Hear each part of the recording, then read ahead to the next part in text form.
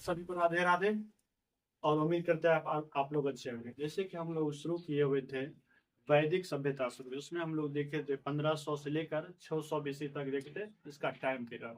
और इस time period को हम लोग दो भागों में बांटे थे, एक वैदिक काल, दूसरा उत्तर वैदिक काल। वैदिक काल को हम लोग देखे थे 1500 BC से लेकर 1000 BC तक, और उसके बाद 1000 BC से लेकर 600 BC तक हम लोग देखे थे उत्तर वैदिक काल में। इसमें हम लोग सामाजिक स्थिति, धार्मिक स्थिति और आर्थिक स्थिति को देख चुके थे, और इससे संबंधित कुछ समानताओं को हम लोग देखे थे।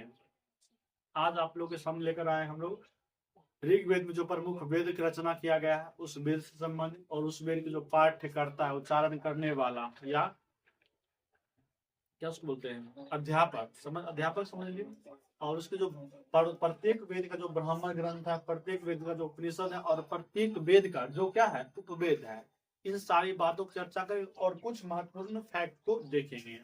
जैसे देखिए पहला क्या है, ऋग्वेद। ऋग्वेद में जो पाठ्यकर्ता होते हैं, उच्चारण करने वाला, उसको क्या बोलते हैं, होत्री या होत्र बोलते हैं, होत्री या होत्र बोलते हैं। और ऋग्वेद के जो ब्राह्मण ग्रंथ है ऐत्रेय, कौशितकी। ऋग्वेद के जो ब्राह्मण ग्रंथ है ऐत्रेय और कौशितकी है। इसी तरीके से ऋग्वेद के जो आपके उपनिषद हैं ऐत्रेय और कौशितकी, सेम ब्राह्मण ग्रंथ और उपनिषद दोनों क्या है, सेम है। इस तरीके से हम लोग देखेंगे ऋग्वेद के जो उपवेद, ऋग्वेद के जो उपवेद को रखा गया, इसका नाम है आयुर्वेद। क्या बोलते हैं इसको, आयुर्वेद बोलते हैं। ऋग्वेद के उपवेद का नाम आयुर्वेद। ये आपका पहला वेद फिनिश हुआ। उसी तरह से दूसरा वेद सामवेद। सामवेद बोला जाता है भारतीय संगीत का जनक, भारतीय संगीत का जनक बोला जाता है सामवेद को। सामवेद जो पढ़ने वाले पाठ्यकर्ता हैं उसको क्या बोला जाता है, उद्गाता। क्या बोलता है, उद्गाता। इसमें गीत की जनक, हमारे भारत में जो संगीत का जो जनक बोला जाता है, वेद बोला जाता है, सामवेद को बोला जाता है। इसके जो ब्राह्मण ग्रंथ है पंचवेद, जैमिनी और छांदोग्य, क्या होगी उसके ब्राह्मण ग्रंथ है। और इसके जो उपनिषद हैं, उपनिषद में छांदोग्य उपनिषद हो जाएगा, और सामवेद के जो ब्राह्मण ग्रंथ उपवेद, सामवेद के जो उपवेद है इसको बोला जाता है गंधर्व वेद। सामवेद के उपवेद को क्या बोला जाता है, ब्राह्मण गंधर्व वेद। इसी तरीके से हम लोग देखेंगे तीसरा वेद। तीसरा वेद चलाता है यजुर्वेद।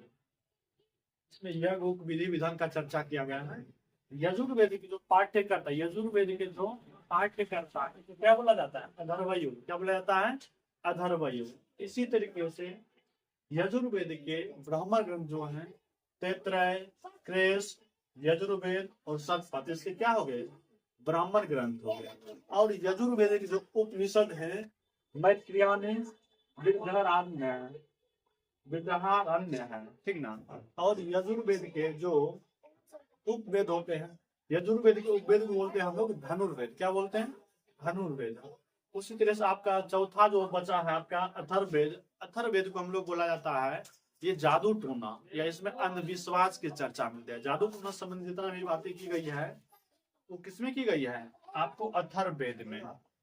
इस अथर्ववेद के पाठ्यकर्ता को ब्रह्मा बोलते हैं। अथर्ववेद के पाठ्यकर्ता क्या बोलते हैं, ब्रह्मा बोलते हैं।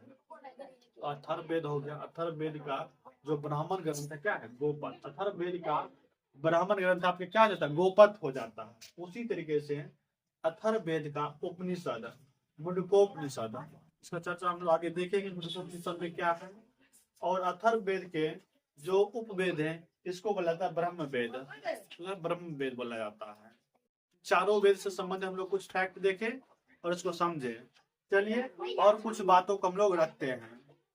जैसे चार वेद, चारों वेद को अच्छे से समझने के लिए, चारों वेद को अच्छे से समझने के लिए हम लोग वेदांत, मतलब हम लोग वेदांतों की रचना किया गया। सर वेदांतों की रचना किया गया। कुल वेदांतों की संख्या कितनी है, 6 है।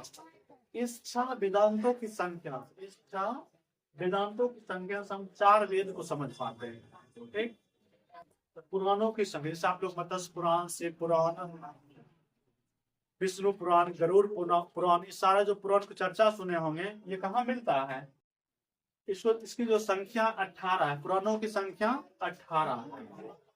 चलिए हम यम, आप लोग क्लास 6-7 में पढ़े होंगे यम और नचिकेता का संवादम।